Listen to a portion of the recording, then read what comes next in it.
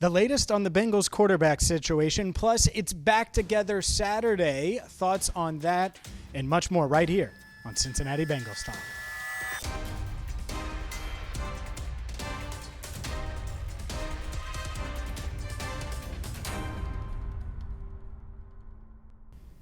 Hi again, everyone, and welcome in to CBT. I'm James Rapien of allbengals.com here at Paycor Stadium. Make sure you hit that subscribe button, ring the bell.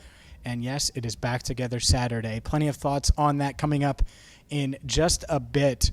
But before we talk about maybe Cam Taylor-Britt's pick six or DJ Ivey's successful day or Ja'Marr Chase climbing the ladder on a rookie that had impressed throughout camp, let's first talk about the Bengals quarterback situation. And it's no secret now. We know Joe Burrow, he's going to miss several weeks according to head coach Zach Taylor. Don't really know much else other than that, but just the vibe here is that he's going to be ready for week one. Just talking to people around the building, I don't think anyone's really concerned about that, but you're certainly not going to see Joe Burrow in the preseason. I don't think we're going to see much of him on the practice field anytime soon. The good news is the first game is 6 weeks from Sunday, so the Bengals still have plenty of time to get QB1 right. In the meantime, what about QB3?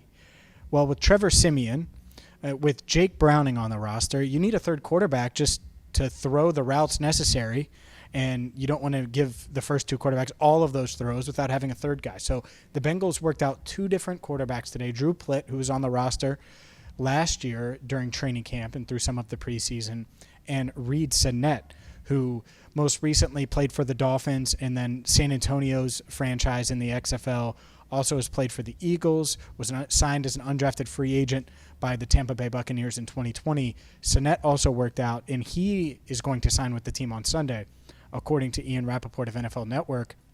So what that means is the Bengals technically going to have four quarterbacks, with Joe Burrow obviously shelved for the time being.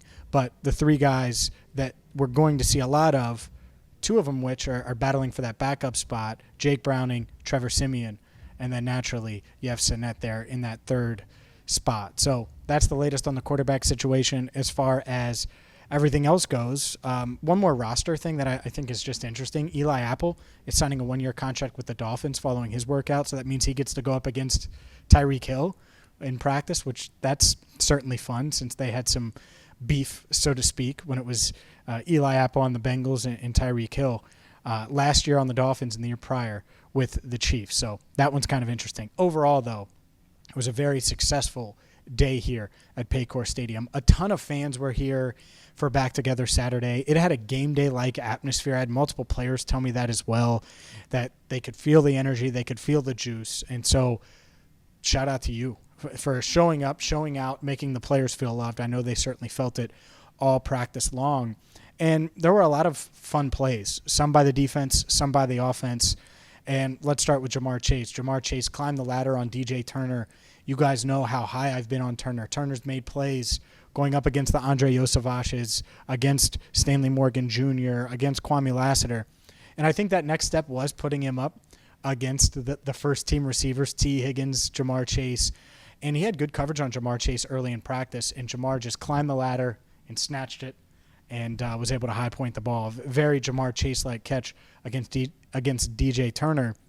Also, Cam Taylor-Britt, obviously, it has gone up a lot against Ja'Marr Chase. And so it's good for these young cornerbacks to do so because Cam Taylor-Britt got his revenge, so to speak, after a few days of Chase getting the best of him. And not that this was necessarily on Chase, but Cam Taylor-Britt fought back with a pick six later in practice. It was thrown essentially right to him, and he said his eyes were just gigantic when he realized the ball was coming his way, and he took it to the house for a pick six. So that was one of the big plays of camp or of practice today at Back Together Saturday. Another one, rookie cornerback DJ Ivey, again making plays, had another interception, and it's becoming a trend now. Almost had another one, wasn't able to get both feet down. Certainly something to pay attention to. Charlie Jones had a nice catch over the middle. But overall, I think that it was a successful day. I know the fans were really, really excited. Evan McPherson made most of his field goals. He missed that last one, that 60-plus yard. I think it was like a 63-ish yarder that he missed. That's okay. Those are tough to make. But overall, I think that this team, and just talking to a few players in that locker room, they really believe in their talent. one veteran said, man, we are really good. Like, we are really talented. And he's been on very good teams and championship level teams. And he sees the depth on the defensive line, the depth in the offensive line room, the depth all over the field. And I agree. Dave Lapham, before the practice, said this is the deepest Bengals team he's ever seen. Dave Lapham, the same guy who was drafted in 1974, and outside of a couple of years, has been involved with the Bengals from that point to right now. And so that's saying something. This is a very, very deep team, and I think the excitement just continues to build here in the Queen City for the Cincinnati Bengals, even though there was a scare earlier this week. Joe Burrow will be back, and we will be back as well. We haven't posted highlights yet. Guess what? That is changing on Sunday. It's going to be a week 1 recap of Bengals practice, of camp. You're going to get highlights. You're going to get some clips. Andrew Fox-Miller was in his bag with this one. I haven't seen it yet. He just described it to me, and so I know it's going to be fire. I can't wait to see it, and that's why, one of the many reasons why, you should hit that subscribe button. You should ring the bell, because Cincinnati Bengals Talk, we try to be that number 1 source for all things Bengals right here on YouTube. So for Andrew Fox-Miller, I'm James Rapien. The Bengals have Sunday off.